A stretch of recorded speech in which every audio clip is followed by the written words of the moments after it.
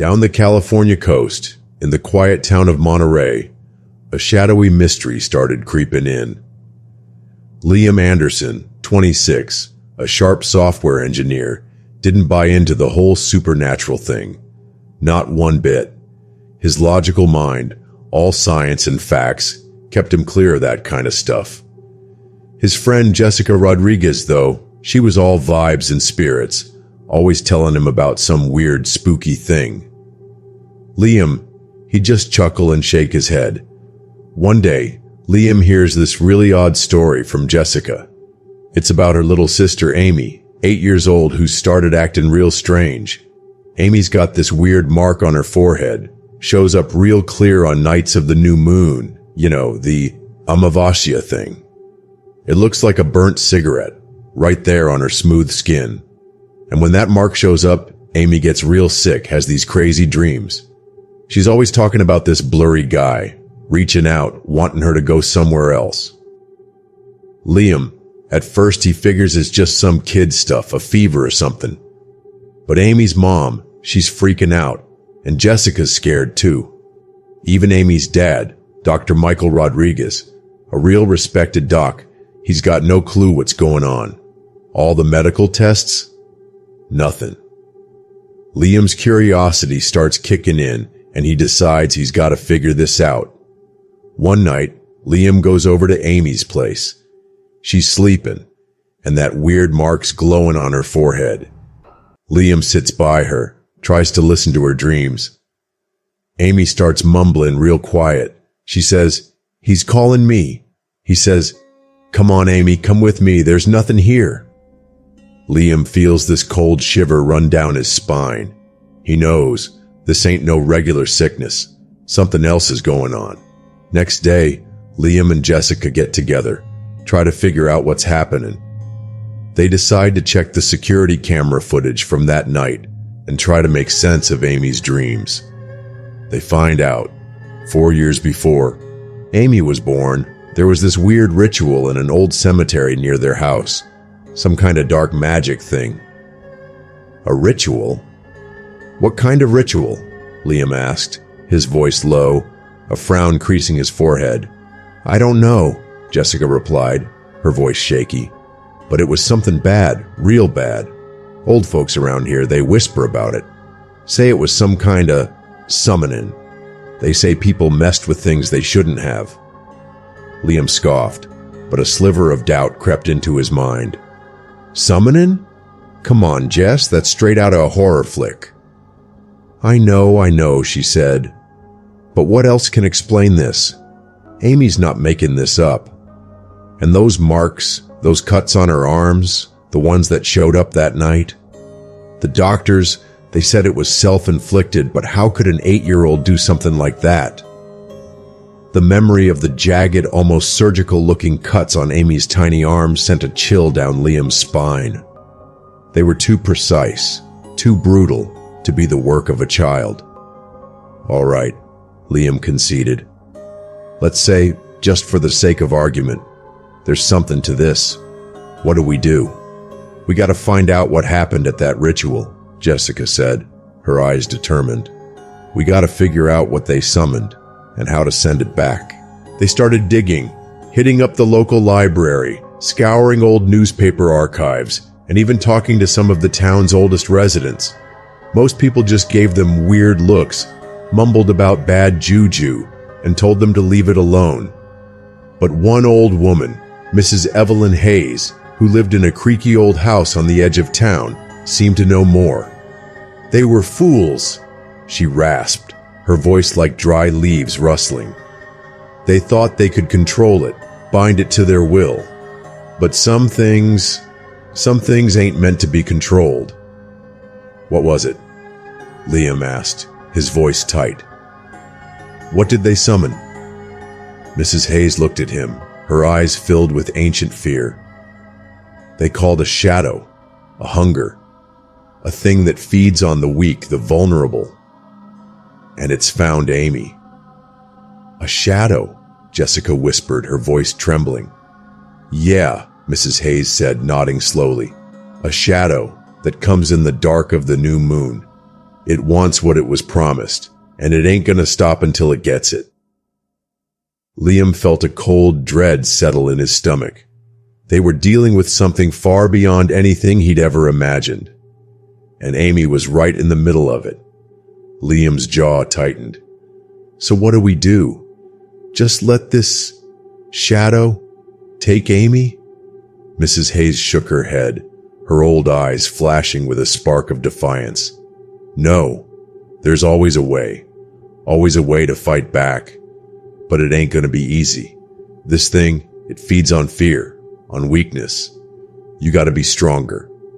Stronger how? Jessica asked, her voice trembling. You gotta find the source, Mrs. Hayes said, her voice low and gravelly. The place where they did the summoning. You gotta break the connection, send it back where it came from. They went to the old cemetery, a place of crumbling tombstones and overgrown weeds, the air thick with an unsettling stillness. The ritual site was marked by a circle of blackened stones, the earth within it, barren and cracked.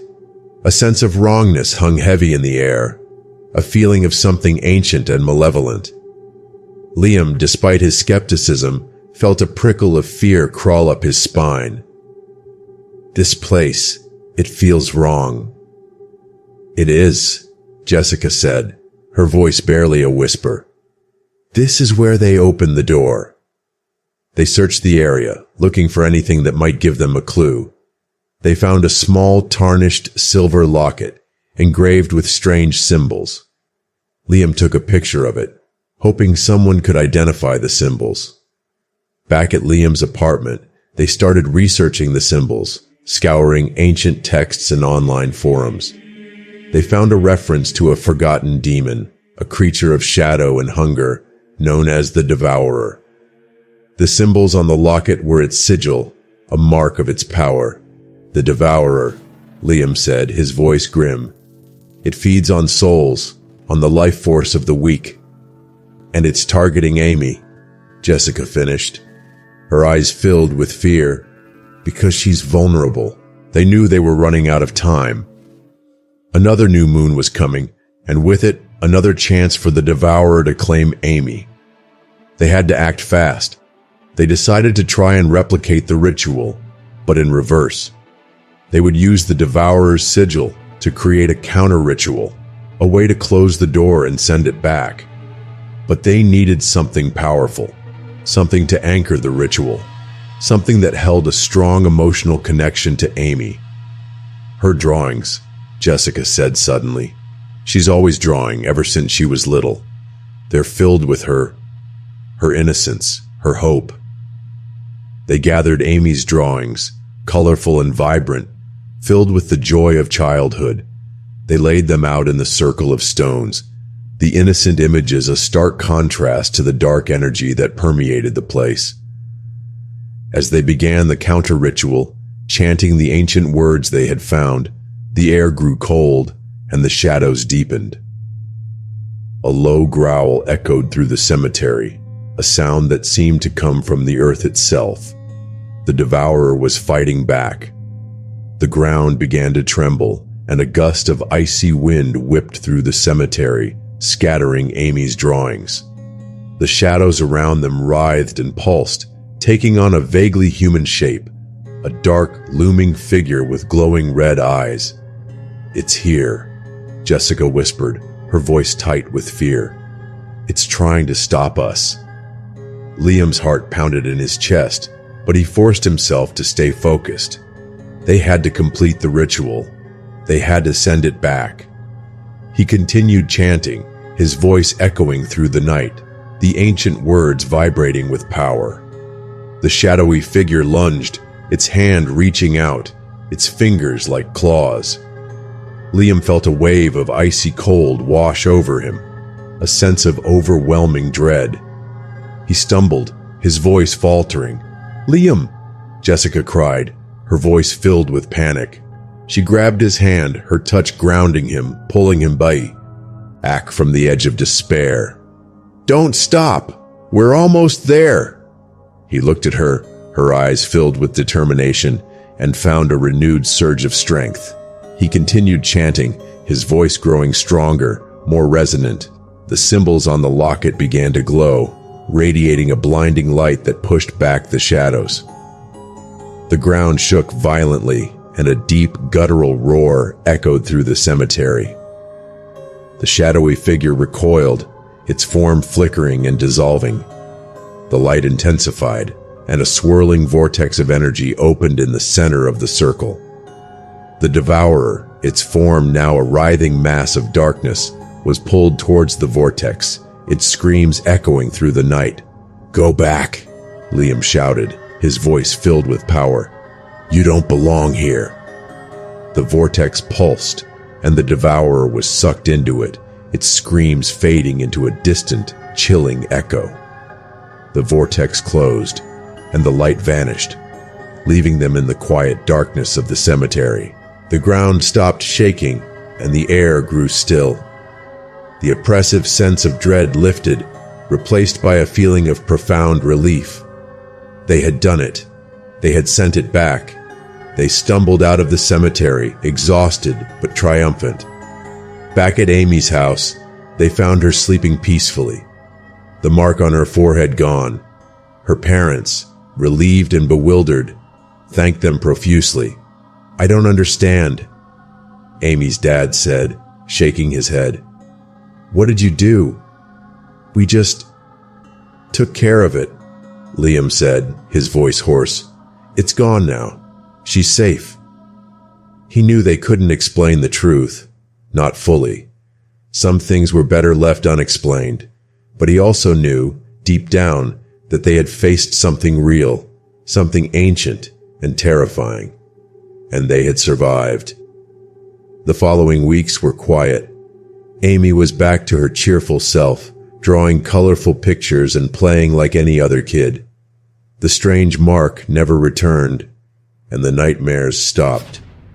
Liam and Jessica tried to return to their normal lives, but something had changed.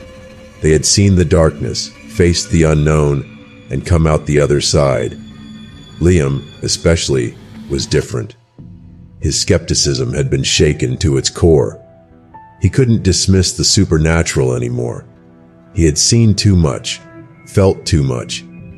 He started to see the world in a new light, a world where shadows and whispers held real power. One evening, Liam and Jessica were sitting on a bench overlooking the Monterey Bay, the sunset painting the sky in vibrant hues. "You know," Jessica said, her voice soft, "I used to think you were so closed-minded. But you were the one who didn't back down. You were the one who helped save Amy."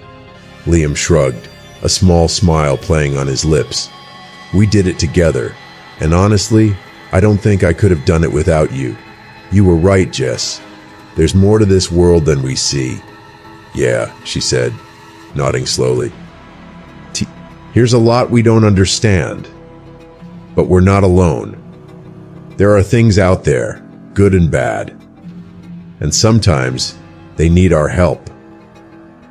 They sat in silence for a moment, watching the waves crash against the shore. Then Liam turned to Jessica, a thoughtful expression on his face. "You know, Mrs. Hayes said something that's been bugging me," he said. "She said, some things ain't meant to be controlled." I think she was right. "What do you mean?" Jessica asked. "I mean, we tried to control it," Liam said. "We tried to force it back. But maybe that's not the right way. Maybe we should have just asked it to leave." Jessica frowned. "Asked it? You think that would have worked?" "I don't know," Liam admitted. "But maybe. Maybe respect is what they want. Maybe they just want to be left alone." They looked out at the ocean, the vast expanse of water stretching out before them. The world felt bigger now, more mysterious. They had opened a door, and they knew it would never be fully closed. "We learned a lesson," Jessica said, her voice quiet. "Some things are sacred, some things are dangerous, and we have to be careful." Liam nodded. "Yeah, we do." They stood up, the cool evening air brushing against their faces. They walked back towards the town, the lights of Monterey twinkling in the distance. They knew they would never forget what they had seen, what they had done. They had faced the darkness, and they had survived. But they also knew deep down that the darkness was still out there, lurking in the shadows, waiting for the next new moon. And they knew they would be ready.